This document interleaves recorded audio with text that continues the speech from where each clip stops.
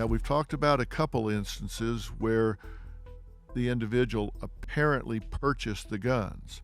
And in Texas, for example, you're not permitted to possess a firearm if you're under 18. Many of these school shooters are under 18. So where are they getting the guns?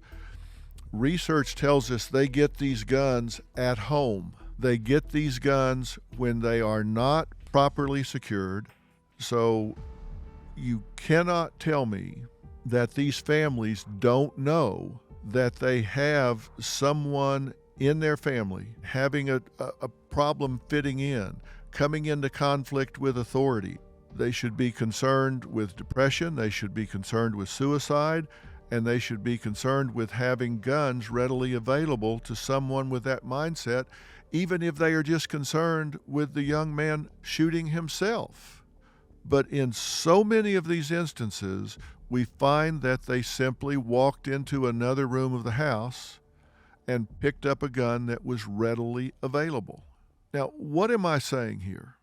These shootings can be stopped, but it doesn't do any good if it just raises awareness and everyone is heartbroken and sends their prayers. Please do that. But along with doing that, we need to write to our congressmen, to our senators, state and federal, and insist that there needs to be a program for universal threat assessment. There needs to be a protocol where we add a crisis response team.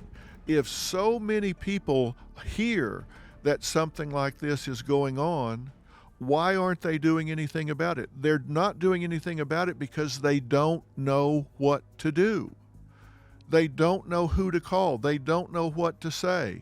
They don't want, if there's somebody that they think, oh, this is a dangerous individual, they certainly don't want to irritate that person. They don't want to feel like, hey, I ratted them out, I tattled on them, now they're going to be mad at me, so I'm in danger. We need to have a situation where we can give students an anonymous, protected way to report concerns, to report a post on Instagram, hearing something in the lunchroom where they can report that and someone can reach out to that student and find out, do they need help?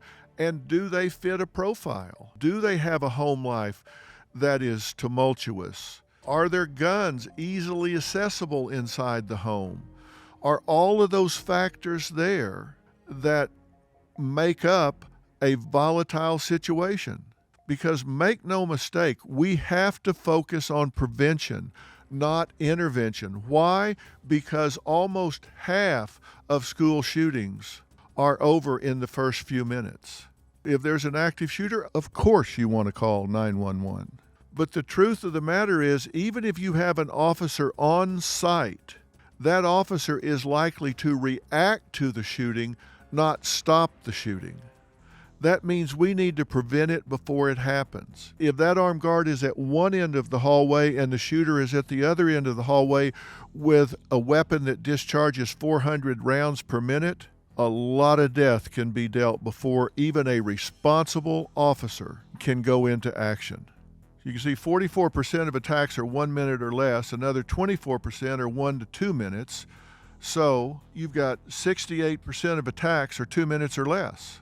So having a guard on campus, unless they are standing real close to that attacker, they're going to be reacting to what has already happened instead of preventing it from happening. Do I think there should be an officer on campus?